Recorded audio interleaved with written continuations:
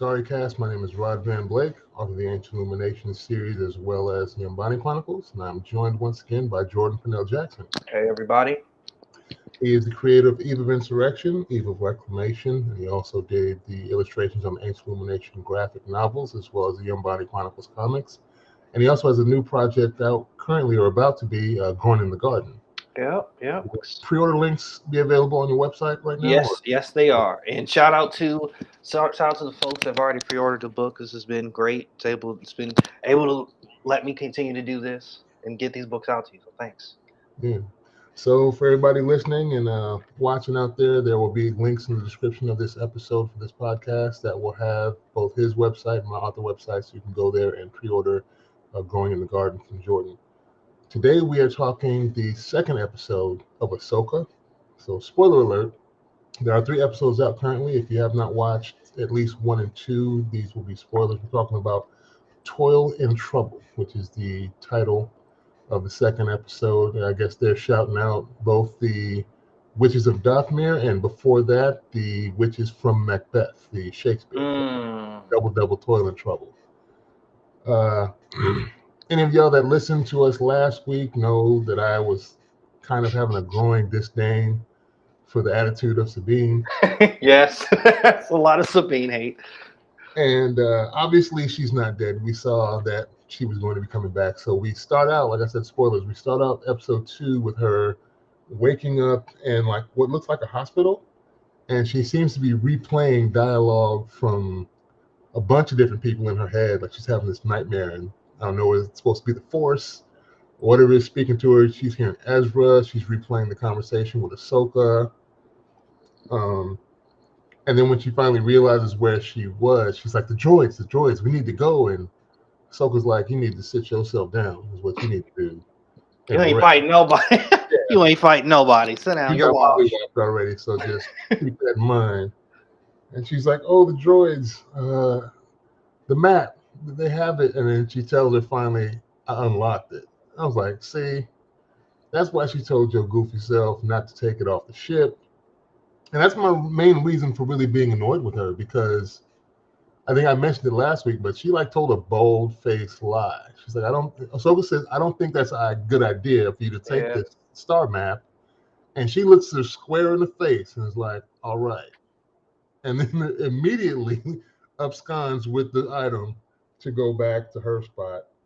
And I like how she thinks she's going to get up and do this. Is one of my favorite lines. Ahsoka looks at her and goes, no, you've done enough. Yeah, that was fun. What do you think about this opening scene? I thought it was.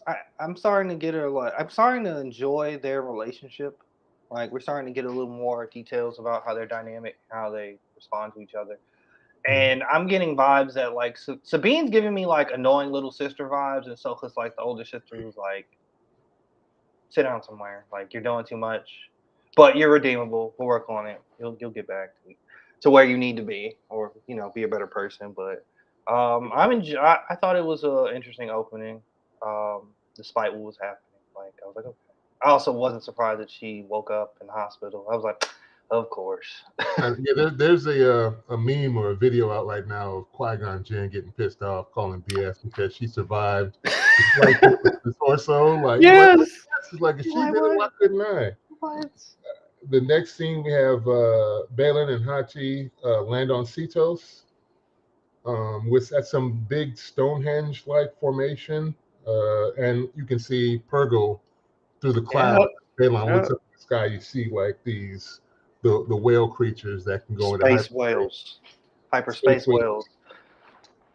And of course, before Ahsoka leaves Sabine in the scene we just mentioned, she asked how many droids there were at her place. And so she goes back to those weird, into the little communications tower that Sabine was kind of hiding out in, with little crazy cat things with chicken legs.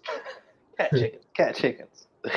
And yeah, so I have my notes here. So Ahsoka finds a droid at Sabine's kickback spot and destroys the droid, takes the smooth decapitation back from it, and so Sabine can figure out where it's from, obviously leading them to Corellia, because they go through this whole thing where Morgan Elspeth has shipyards and manufacture on Corellia, which, for those of you that don't know, Corellia is also where Han Solo's from, his home planet, where he grew up in the streets.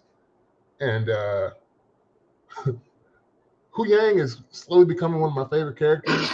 I have a note here. Hu Yang is a savage because they're going to go through this whole procedure where they're taking apart and hooking up this power thing to the droid's brain to figure out where it is. But there's a possibility it could explode. And Hera says, "I say we go for it." And Hu Yang looks at her and goes, "Because you're a hologram." And in other right. words, she's in no immediate physical danger. So of course it's the risky thing. He's like, maybe we should try and do this somewhere else. We're like in a hospital. We could blow up something. He's like, "Oh, I say we go for it." He's like, "That's because you're a hologram. Like, you safe. That's why you going full speed ahead." They do it, and as I said, they figure out where the droid originated from. And I believe I did mention this last week, but this is where I'm thinking Hera is a straight up enabler. Because elaborate, sir. Elaborate. Well, she most definitely is, though. Like, she looks at Sabine and she's like, "You did good." I'm like, no, you didn't. You messed up. You made some mistakes. You made a lot of mistakes. Big time. But she's giving me annoying matchmaker vibes. Like, except for she's trying to partner them back up as, Master and Padawan. But it's like, you always have that friend who always thinks they can hook you up with somebody. Yo, I got a girl for you. Somebody perfect for you, homie. Just that's how I feel about Hu Yang. He's like, hey. Well, no, he's not. He's doing two things simultaneously. I make a note of that later. But she's like, you should check out. You know who could help you with this? Sabine. And so after they end up working together, you can see when she gets with Ahsoka, she's like, "So, how'd it go? Give me the deets." Like, then later on, we have Morgan finally arriving on Cetos and asked, "Show me what you found," to Baylan and Hati, but then they don't ever answer. She's like, was that awkward to you? She says, "Show me what you found," and then she walks up and activates the thing, ends up showing them everything. That's kind of a weird. That is weird because they never They didn't activate it. She's her. Yeah, he's like, "Show me what you found." She's what's the group of witches that she's from? What are they called? The sister. Darth Maul's mom. In them. Yeah, she uses her witch abilities to activate it, but they didn't know it was on it. They just put the thing there. And she shows this huge star map, this overlay that comes over the structure, and she's able to show them this is our galaxy, and that's where we need to go to find Thrawn and all this.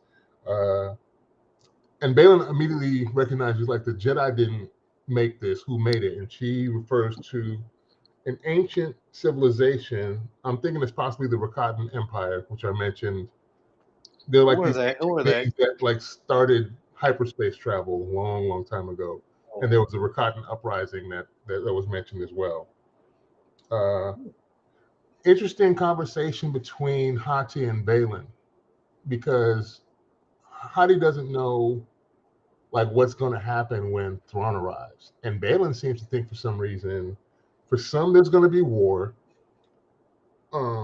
Something else for others, and she's like, "But what does that mean for us?" And he's like, "It's going to bring power, more power than you could ever imagine." Yeah, that's what I said too. I was like, "What do you think? He don't have Sith abilities. Like, what do you think y'all going to get out of this? Like, this doesn't make any sense." And I had some other notes that like he's clearly like it's interesting that like he has this level of skepticism as well, especially with Morgan and like. I think her abilities, I feel like there's a level of skepticism there. And they do mention Inquisitor Merrick. Merrick? Yeah, Merrick, whatever his name is. Yeah. Not going to work in here for much longer, because I think he's going to be out of there soon. Has he been in anything else, or is he a new character? No, I mean, there's been a bunch of conspiracy theories about him being from The Force Unleashed, because his name was like David Merrick or something like that. So the names are kind of similar, but I don't think that's, and because Sam Witwer was also in this episode was listed as one of the other voices in there's a different actor that's in the suit, but Sam Witwer is listed as the voice, a voice. It doesn't say which voice it is, but like other voices, you can see his name clearly in the credits. Okay. Yes, I'm curious to see what power Balin thinks Thrawn is going to bring them specifically. And then we flip to Ahsoka and Hera go to the shipyards in Corellia and find out that they still have Imperial employees working at these shipyards. Do you think that was a good idea? Be honest. It's like, Tell oh, on you. we had to keep it going. You know, we'd have shut down. There was no other. Like, boy was like, there was no way for us to keep operations going if we didn't keep some of these Imperials on. And I'm just, you know, he's saying he's just loyal to the customer and the business. That he's about money. That's it. Yeah. But I knew something was wrong with that. Then we see Chopper in that scene where Hera lands. And they're reenacting a lot of one-to-one scenes from Rebels, which is one of the things that's kind of detracting for me for this show. Not for me personally, but I just think generally a lot of the references are going to be missed by people who didn't see Rebels. And this very much seems like an extension of Rebels. It most definitely is. So I have, so from a writing perspective, do you think there is like, I feel like as Star Wars fans, we constantly want to champion this idea, like we, you know, make content for us and not making it for just the general masses. Yeah. So is that truly a bad thing? It's not truly a bad thing. What I think is you cut a vast majority of the audience out on the joke or the Easter egg or whatever it is, because it's going to go over their heads. And especially, I think I see it more in my home when I get something and the wife doesn't, and she's looking at me like, "Why'd you react to that?" And I'm just gonna be like, I'm not even gonna explain. You're gonna explain it. I'm not explaining anything. I'm like, I got the joke. And that's the choice. You sit there and pause it and say, "Well, during this show about 5 years ago that I watched this animated thing, this exact scene was what we saw with Sabine after she cut her hair and walked up to the mural on the wall with Ezra and put her finger up on it." I don't know. That's I recognize the scene because they basically did it in live action, so that's what got the reaction. And Chopper, him coming in is kind of funny because there's also a bunch of videos out on him being like the worst killer in Star Wars. Is this droid that he's a maniacal serial killer, and he's tried to kill Ezra multiple times in the show, and no one says anything. And here's what I'm saying. Hera pushes for Ahsoka to take Sabine back. And that's what I was talking about before when I said she's getting those match microphones. She's like, looks like us involving Sabine really paid off. And then she says, she got us here. Like, the only reason we're on Corellia is because I involved Sabine. Sabine was able to unlock the map. And yeah, Ahsoka's like, yeah, except for she lost the map. Like, it took the map off my ship against my explicit orders and did exactly the opposite. So she kind of got us here, but it was through a bunch of craziness. And then they're going through the facility, and then it switched back to Hu Yang and Sabine. And this is so hilarious. Get ready, this is fun. This Hu Yang gives 0 Fs about anything. He's so matter of fact. He's oddly, in this scene, that's why I'm saying he's kind of doing both. He's oddly encouraging Sabine while simultaneously tearing her down. Yep. It's a backhanded compliment. She's like, I'm not as talented as Ezra. And he's like, that's true. You're right. You really not. I've seen a lot of Jedi. You're nowhere near close. She kind of just looks at him, and then he's like, yeah, I would say out of the 500 years I've been trading Padawans, you would be dead ass last. Like, you would be nowhere near on the list. And later on, he even tells Ahsoka, like, she's not a good candidate. We wouldn't have let her in. Like, what is you doing? She's not getting in the council. She's not getting Jedi council. She's trash. So yeah, he's just constantly taking her down a peg every chance he gets, and it's kind of funny because I don't know if it'd be funnier if it were a human or an alien doing it. As a matter of fact, because he is a droid, which is supposed to be emotionless for the most part. That's what makes it funny. So That's exactly she what makes a comment saying, "I forget how annoying you are." He's like, "You mean logical?" I'm like, I'm logical. Like, it is what it is. Like, you ain't got no force. You know you ain't got no force. You know what I'm saying? Then they go back to the investigation with Ahsoka and Hera, and it's hilarious. The protocol droid snitches. Red C3PO was like, I saw something. What? Really? Yeah, because old boy is trying to really play the stopgap. He's just running interference. Like, I'm sorry, you don't have clearance for me to open up these logs. C1, can you come over here and let's see what the protocol is? And then she starts asking. Ahsoka asks what kind of droids, and asks if there's a HK assassin droid. And my boy's like, an assassin droid, really? And C1's like, oh yeah, I saw one not too long ago. Well, just left right I'm there. trying to take a manifest of all the inventory we have here, and he stopped me from doing that. And he's like, why didn't you make a report? He's like, he had a higher security clearance than I do. I couldn't object. And she's like, how long was that? And he's like, 5 cycles. So I'm assuming like 5 days ago. And he's like, where's this droid now? Oh, I think he's leaving right there on this transport ship. So coincidentally, and see this ship with the hyperdrive unit attached to it, ready to pull off into space. And the stupid Imperial workers for the Empire. He pulls out. We got him. Boom. Yeah, they were all looking shady anyway. Like, looking around, sweating. Yeah, they were tantamount to like a group of office workers that are eavesdropping, but pretending not to be eavesdropping. Mm-hmm. Like, my boy's going up to the blackboard, just writing shit and looking around like, we're not listening. Like, you're obviously eavesdropping on the whole conversation the whole time. He jumps up for the Empire. And then he gets mollywopped quick with the lightsabers. They quickly disperse them all. They scatter like roaches, and then old boy's hiding behind his other red protocol droid as the shootout begins. Ahsoka jumps out. There's a chase scene where Hera takes her ship and Chopper and chases the ship trying to flee the port, and you can hear her arguing back and forth with Chopper. He's like, just shoot it down. Shoot it down. Yeah, he was ready. Chopper's like, I'm ready to blow it up. What? But that goes to the rumors online. Yeah. Being like a serial. He didn't care. Clearly, he just wanted to shoot it down, and whatever happens after you shoot it down, but we get the mission done. Yep. And Ahsoka duels with Malik, and you see them two fighting. Why was the HK droid even there? Because we had to finish off the last remaining HK droids. Yeah, he had a cool little scenes, and then she just compared him with the lightsaber and used him as a shield. That was fire. I was like, woo! Both of them just sliced through him simultaneously. And Malik eventually he escapes. I think it was pretty smooth though when Ahsoka dodged when he little sidestep. She was like, yeah. Yeah, I love that when he made it a double hilt lightsaber and started when he threw it. I was like, I even liked the little flippity dip. Jocelyn, if you can hear me, I really enjoyed that flippity dip that she did. She did another one. She's on flippity dip flips, and then of course I was like, when's that lightsaber gonna come back? I'm waiting. And she sidesteps, and I was like, yes, that was fire.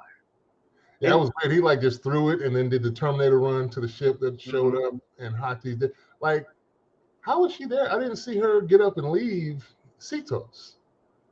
I thought she was still. They had a ship pull off in the background. It was implied. It was implied. I think I do recall hearing Balin order her to go back. He did. Yeah, he did say that. So yeah, that was a cool little fight scene with them, and I like how Hera looks down on the surface of the planet. She's flying off, seeing the two lightsabers. Yeah, it was. She got that, and she just pulls off, keep giving chase to the ship, and I like, she's like, "This is General Syndulla. Pull over right now. Come back." They don't. You're like the police. They don't care. Cannons. I'm like, yeah, that was fire. I was like, "Ooh, they got nice weaponry on this ship right here." Then we're coming towards the end of the episode, and you see Sabine grabbing up her armor. And it's the final stage armor that we saw in Rebels. I think she goes through a few different iterations of the paint and color of the different pauldrons. This is the last one we see from the last season of Rebels. She puts that on, cuts her hair off with the knife. They should have used a vibro blade, I'm thinking. That would have been cooler. I mean, it's Star Wars. If she was a real Mandalorian, if she was really about the Mandalorian culture, yeah. but So she cut. I was still mad that she, you come from a Mandalorian color. I think they're the quintessential. You ain't got to get ready if you stay ready. And how she just doesn't wear her armor. How she was caught unawares when Hati shows up and takes the star map from her. Mm-hmm. I'm thinking if you was already wearing your armor, you would have been better equipped for that fight. But you was too busy being angsty teen and growing your hair out, I guess, and doing whatever you want to do, and wasn't even thinking about that way of life, I guess, which is understandable, but still, in the climate of things of what's been going on, I don't get why she wasn't more prepared, and the fact that she grew up Mandalorian, why she didn't have her armor ready. Do you think that I know you're heavily annoyed with this character, but do you think it's important for her character arc to be this annoying and dumb, only for her to grow and be And better? that's part of what annoys me further, because then I'm playing that game in my mind. Like, is this character this annoying on purpose so that we grow to like her later when we see the maturity that comes from the growth? Yeah, she needs an arc. Yeah, where there should be. So maybe they're putting that. We're gonna put this in to give you that. Like, this character is super annoying now, but they will mature and change their ways later, and you grow to love her more as we go. And that could be. So that's kind of. That's what I want, because if we look at like Yang, if we look at all the other characters in the show, they are for the most part like kind of static in a way, in the sense of like they are who they are. And I feel like as a viewer, we do need to see a character that's actually going to grow. I think there needs to be room for like a character to have some character arc growth. And so for now, she's annoying, but I liked because when she's being annoying and she's rejecting, being a Jedi, it makes it more worthwhile to see her like in this episode, like pulling out the Mandalorian armor and like looking at the helmet and like contemplating. Like, it works. I think it works for her journey where her character. I think it makes more sense when they have better reasons to be that way. You know what I mean? Clearly, it's going to be an emotional tie to Ezra, and so I can see that's why maybe she didn't want to go to the ceremony, because she didn't feel that was right for her to be there when Ezra's not, and there's nothing to celebrate in her eyes. She doesn't want this veneration as a hero or whatever. I kind of get that, but then to take an important artifact, the star map, and leave with it directly, that kind of heel turn, it's unnecessary, and eventually gets them put in a worse situation, because the people you're trying to keep it from now have it. So that those are two different scenarios where I think the attitude is warranted, and the other one, the actions that follow the attitude were not warranted. So it's just kind of nonsensical why the character would do that.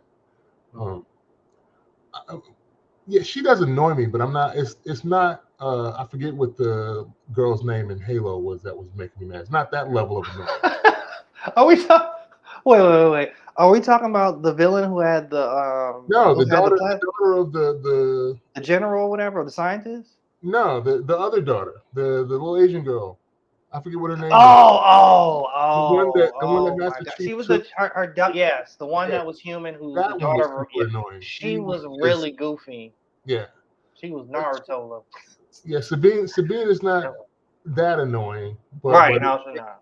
It could approach that. And then in the final scene, which was cool, we go back to the Scion Eye or whatever it is that Morgan Elsbeth's ship is on.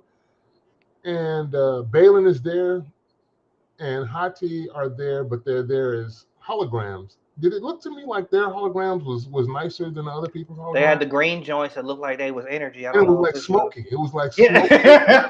Little particles in there, a little turbulence. Yeah, I like this. Looks cool. That looks fire. Yeah, I love that. Yeah, they had better frames per second on their holograms. They stepped it up a bit. And you can see he has some hesitancy when Morgan Elsbeth is like, what's your feeling on it? And then she's like, well, whatever it is, we need to get to our destination. If you got to take her out, you take her out. And he seems like he's kind of unwilling, or at least sympathetic to Ahsoka in some way, because there are so few Jedi left. And of course, we know that he left the Jedi Order after Order 66, so he knows there are few of them to go around, and he really doesn't want to kill them. So it's kind of a weird line he's trying to straddle here. That's what was surprising. I'm like, somebody's not completely Sith-like or gone too far from dark, straight from the light, the Jedi. I thought it's making me like more interested in his character, like in his in Balin and why he's doing what he's doing, because it's like he's right now sort of an enigma at this point. It's almost like you probably haven't read other books, but the Jensari, which was another like offshoot of the Jedi, What Force were they? What were users. they? What did they do? They wielded lightsabers, and Luke and Cornhorn had to fight them. But in the books, it's all legend now. But there were another offshoot like Jedi group of like Force users, but they weren't exactly Jedi. You see, Hati has a Padawan braid, so he's Mm-hmm. still keeping some of the traditions of the Jedi. Mm-hmm. When they're talking about the star map, he talks about basically fairy tales told to them about this hyperspace route that's Yep. basically a legend. And Morgan Elsbeth has to remind him that there's some truth to those legends and Mm-hmm. that this thing is true. So he's obviously keeping some of the things that he learned and saw and observed as a young Jedi. He's keeping a lot of that with him. He hasn't just totally discarded it, and he's even kind of just used it on his apprentice. Although, and she refers to him as master. So some of the Mm-hmm. trappings of the Jedi are still within him, but he's obviously working against them. Their transport is an old Jedi transport, Mm-hmm. uh, pre-Empire. So it's going to be interesting.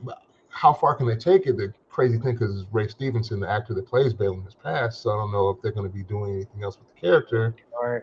because they'll have to, obviously, if they're going to keep that character going, they'd have to replace him, which is a shame, because I liked what he was bringing to the series. Mm-hmm. The orange lightsabers. And again, that's another kind of line to kind of straddle. It's not red. Yeah, I didn't even see the funny part when you said it was orange last week. I didn't even register it. In this episode, I looked again, like, oh, their lightsabers are not Yeah, red. They're like a both slightly different hue.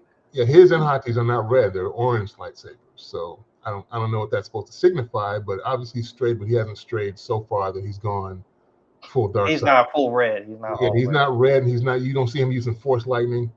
He ain't there. Not there yet. Not doing all Yeah. that.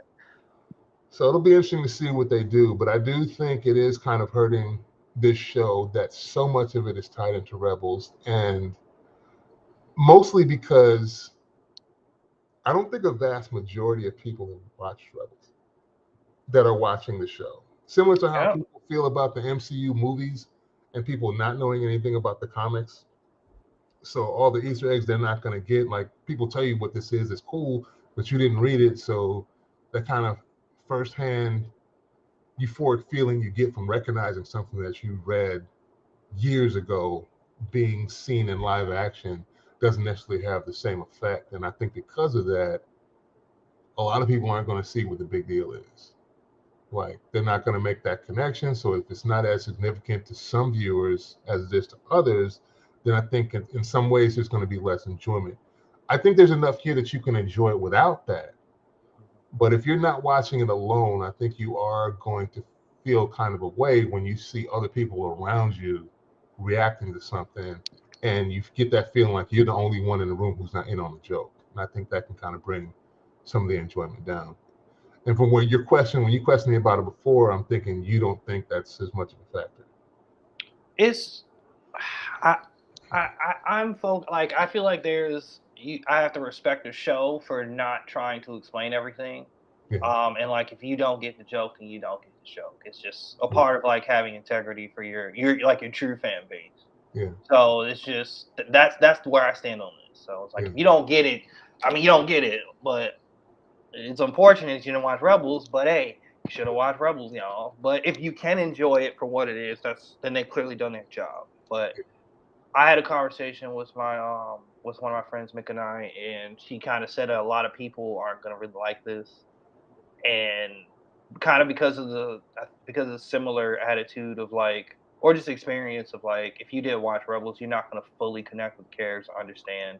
Yeah. So like for me personally, like right now, I don't know how I feel about Hera. Like I liked her more in the show. I don't You like know. her more in Rebels? Yeah, yes, the actress, she's cool. She's been cool in other roles, but I don't know. Her performance of Hera, General Syndulla, seems a little flat. Yeah. I don't know. It's not. Ahsoka makes sense. She's very like She's very non-committal. Okay. very Not, dry in a yeah. way. But Hera's, I don't know, Hera's personality isn't like, doesn't, I don't know, she doesn't complement her very well on the show. Like they're like kind of two. You can't have two dry characters. And Hera is not really interesting to me right now, which is unfortunate because she was cool in the show. Yeah.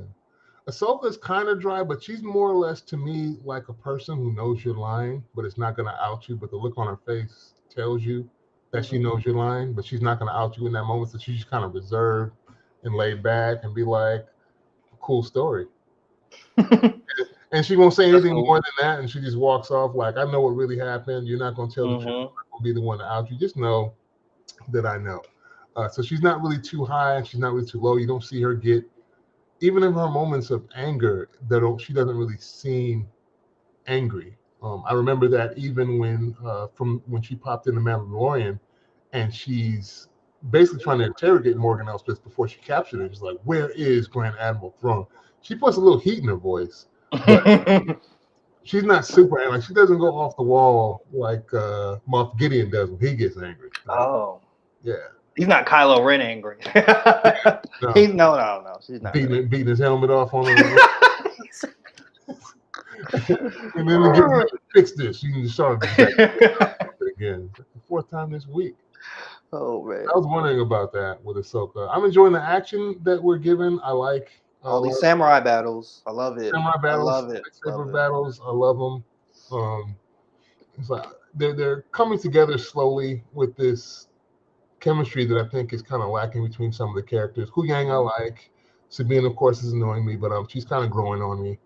And like I'm not sure where to stand with Hera. She seems okay to me. She's just there. She's there for the plot, just to help the story along. Yeah, but I like Ahsoka doing her Jedi thing, or I am no Jedi, whichever she wants. She's no Jedi, but now she's back to being a Jedi. I don't know what the heck she is, but whatever it is, I like what she's doing. I just don't know where this story is going, to be honest. I know at some point they got to find Thrawn and bring him back and set that up, but that can't be until the end, because that's the whole conflict with her and Morgan Elsbeth right now is the race to either get out to Thrawn, and of course they're trying to get out to both Thrawn and find if Ezra is still around. I just need them to kill him, please, and like let this man Thrawn. Why? Because Star Wars has a terror. Because Star Wars does a one of my main gripes was like with Star Wars is that like if somebody doesn't get their head cut off or you don't see them fall over and die, their death is just like up in the air. Like we don't really know if they died. So it's like especially how he like died in Rebels. I was like, I mean, this made sense for him to die this way, but of course they're like, oh, he's still alive, and I'm like, great, Star Wars, you're doing a thing that I don't like when you do this. Can we just get a nice permadeath and just let it be? Thrawn is too good to kill, to be honest. But it's Star Wars. It's Star Wars and Disney. They could tell They could tell a whole Thrawn story that's a prequel, if that's what you want. They're not going to come up with a villain better than Thrawn. Then you don't kill Thrawn. That's my whole thing. Unless you're saying they're coming up with something behind the scenes that we didn't know about, that maybe Thrawn's not even, Thrawn's not Thrawn no more. He's being controlled by this other thing that was behind him. Don't give me that. No, I don't want that. I don't even want that. No, just if you're gonna kill him off, you gotta give me something better. But why can't he die for the conclusion of this storyline with Ahsoka? Why can't he die? He can, but what you giving me to follow him up? I mean, they can tell a different story. But they've already dangled that carrot. We know he's coming. So if you're not going to give me him, who you going to give me? I'm just saying. The last episode could just end with Thrawn being killed. That would be a great conclusion to me. We can do Overlord Shinra from the Yuzan Vong, another alien species in Star Wars that are devoid of the Force. We can bring them in if you want, but you're going to have to give me something to elevate the story where I'm worried about this big bad coming in. Otherwise, what are we left with? We're going to be left with a paper tiger, and I'm not going to care about the paper tiger. I see it for what it is. This is just a paper tiger.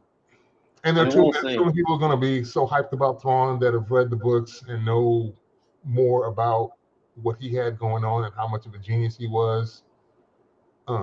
He's one of the best villains that they've come up with. Well, actually, what Timothy Zahn came up with from his book series. And why he was good enough where they made that book series Legends, and it was good enough that, oh no, we can bring that back in and make it canon now because we need that. And they didn't mix it up like they did with a lot of the other things. Kylo Ren is basically a cherry pick of Jason Solo from the books. So they didn't do that with it. They didn't cherry pick it and then twist it to their own devices. They actually brought the character that this guy created back into the series. And it's only because I think the character is that good and worth being a threat. And to be funny, it's like he's not a force user. He's just a supreme tactician that could figure your whole entire race and planet out by studying your art and know how to get to you before the game is over. And it's like he's playing 3D chess when everybody's playing like marbles. It's like he's that far ahead of you. So yeah, I'm interested in seeing what they do. I just hope they don't do it bad. And so if you're going to take that away from me, I'd be interested. I'm interested. If you want to give me something totally brand new, I'm not saying, oh, we need to have the same thing. I'm just saying if you dangle this carrot, then you're taking that away, then whatever you replace it with has to be as good or better than what you've taken off the table. But I'm open to them doing something completely new, giving us a new big bad that we've never heard of, and which is possible given that they're in some galaxy that has not been connected to everything thus far. All right. They have the breadth to do it now. Okay, we'll see. Cool. And I think that is part of what we're getting Thrawn, but I think we are going to be getting a bunch of stuff that is totally a new thing, and they're doing that on purpose because I always felt like this was a lose-lose situation when it comes to Star Wars and most really famous IP and properties. It's like it's a lose-lose situation because if you stick to exactly what has been done before, then people will call you lazy for not doing anything new. Different. But then they're also going to complain when you veer. So, you've gone too far off the path. What is this? Yeah, this is not my Star Wars. Well, I don't know what you wanted, but it's the Star Wars now because they own it. It is what it is. So exactly, it's always going to be a lose-lose situation with certain people. You're not going to be able to make everybody happy. And I see a lot of people complaining about the show online. I've enjoyed it for what I have a couple nitpicks here and there, but I'm still along for the ride and I'm interested to see where they go. And I know some people are feeling like this is a esoteric thing only a certain few people can understand, and that's what's probably detracting from some of their enjoyments. But there are other people that are complaining for the obvious reasons that I don't agree with. But for me, it's been all right so far. The fight sequences have been a highlight to the shows, and some of the character motivations have been just a little bit off for me. I don't think anything's wrong with the quality as far as the visuals of what we got when we get them. Okay. Because that, to me, that can be a killer of a sci-fi series now. It might have been camp back in the day when you had something really cheesy, some Starphone ships flying in, and everybody forgave it because it was something new. But now you kind of have to be on point with your visuals. If something looks crappy, if it looks cheap in a show when you're not expecting cheap, like if you have like Game of Thrones and the dragons look like they're made of paper mache, people are going to be tripping on that. So at least they've given us, if you're not happy with story-wise, at least the visuals we get here in the show have been good. The story's been a little shaky. The action has been good. Are you in agreement or are you in disagreement with that? Oh no, action's been good. It's been, I mean, that's been good. And the characters for the most part have been good. So I'm just excited. I'm excited for next week's episode. Yeah. Seeing where this goes. Yep. Well, thank you once again for taking the time out today to chop it up with me. We've had one lurker I see viewing on the live. Nobody's been in the comments today, but we thank you for taking the time out of your day to listen to us chop it up. Don't forget the link in the description of the podcast will have both my author website and Jordan's Shopify website. So if you want to pre-order Growing in the Garden, please don't hesitate and do that support. Also, I have you can see the scroll here, the link to my toughwraps.com, my code JackedWriter for if you want to get some wrist wraps, some knee wraps, weight belts, t-shirts, things of that nature for you health-minded nerds out there that want to work out and get in shape. Do that, support the channel. We'll thank you, and we'll talk to you all next week. Peace. Peace.